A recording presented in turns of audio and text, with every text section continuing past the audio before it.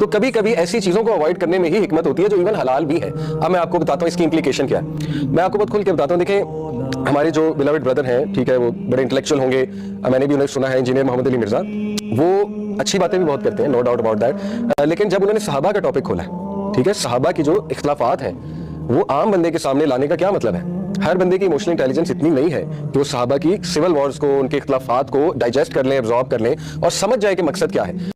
اس کی وہ دلیل یہ دیتے ہیں کہ دیکھیں جی حق بیان کرنا چاہیے. قرآن کی ہی آیت ہے, سورہ البقرہ کی آیت ہے کہ جس نے حق چھپایا تو وہ جہنمی ہے. یہ اللہ نے ایکچولی اس دور کے جوز کے بارے میں کہا تھا, بنی اسرائیل کے بارے میں, ٹھیک ہے. وہ اس کو کوٹ کرتے ہیں کہ حق کیوں چھپائے. وہ کہتے ہیں صحیح بخاری میں ہے, صحیح مسلم میں ہے, میں کیوں نہ کوٹ کروں.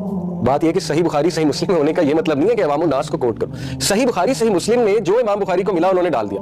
یہ تو ان کی انٹلیکچوئل آنیسٹی ہے. For who? For students of knowledge, for scholars, کہ وہ اس کو پڑھیں, اس میں سے لیسنز اخذ کریں, لیسنز بتائیں لوگوں کو, را انفارمیشن نہ بتائیں. آپ سمجھ رہے ہیں یہ ایک مسٹیک ہے, اس کے نقصانات ہوئے ہیں بہت زیادہ. اور سدے ذرائع کا بھی پرنسپل لگائیں. کچھ چیزیں چھپا لینی چاہیے, کچھ چیزیں چھوڑ دینی چاہیے, ایون حق بھی ہے. میں آپ کو مثال دیتا ہوں. پروفٹ صلی اللہ علیہ وسلم نے ابو ہریرہ صلی اللہ عنہ کو کہا کہ جس شخص نے لا الہ الا اللہ پڑھا ہوا ہے وہ جنت میں جائے گا دل سے, ٹھیک ہے. ابو ہریرہ صلی اللہ عنہ کو یہ حدیث جا کے حضرت عمر کو سنا دی.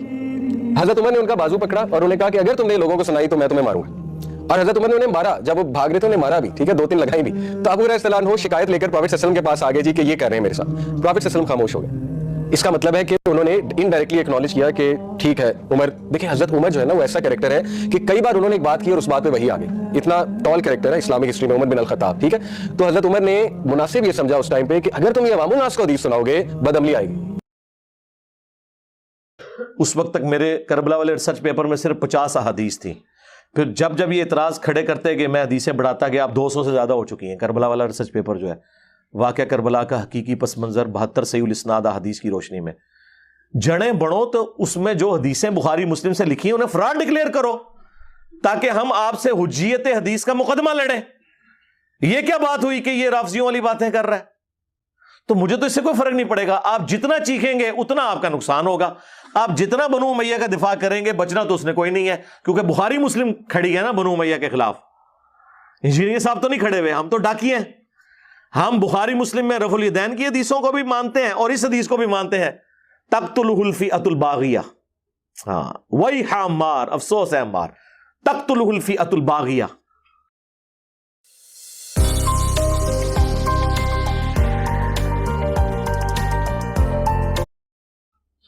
یدعوہم الی اللہ, یدعوہم الی الجنہ, دونوں الفاظ موجود ہیں. ویدعونہ الی النار.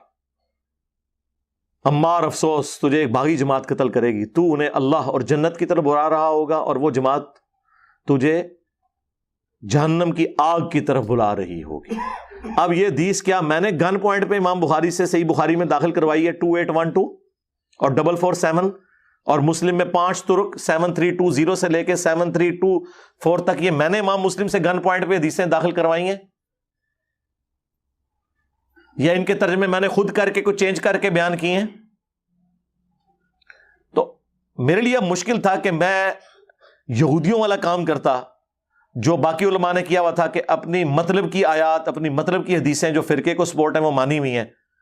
میں نے بخاری مسلم میں جب رفع الیدین سے نماز کا طریقہ اڈاپٹ کیا تو بخاری مسلم میں جو بنو امیہ کے خلاف رسول اللہ کے فرامین آئیں گے میں ان کو بھی ویسے ہی مانوں گا.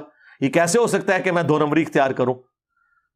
تو آپ جو چیزیں میں ہائی لائٹ کر رہا ہوں ان کا جواب دیں, اور آپ کی چیخو پکار, آپ کا رونا پیٹنا اس بات کی گواہی ہے کہ آپ کے پاس کسی بات کا جواب نہیں ہے. تو یہ پروپیگنڈا کرنے سے مجھے کوئی نقصان نہیں ہونا. میں نے اس لیے کہا تھا تہاڈی منجی ٹھک گئی, جے چاہتے ہو نا کہ کوئی 25-30 سال کٹ جاؤ تو خاموشی اختیار کرو. چیخو گے تو میں تو وہ نہیں ہوں کہ غامدی صاحب کی طرح جا کے امریکہ میں بیٹھ جاؤں گا.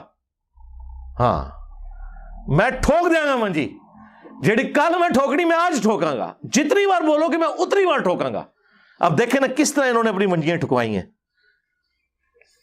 نہ وہ لال رومال والا مجھے گالیاں نکالتا قرآن و سنت بیان کرنے کے اوپر, تو نہ وہابی ایکسپوز ہوتے. تو وہ اہل سنت میں سے لوگوں کو خریدتے ہیں جنہوں نے لبادہ اہل سنت کا پہنا ہوا ہوتا ہے, اور حقیقت میں وہ رافضیت کے گندے نطفے ہوتے ہیں, جس کی بہت ساری مثالیں ہمارے سامنے موجود ہیں. اسحاق جھال والا مردود اسی قسم کے انسانوں میں سے تھا.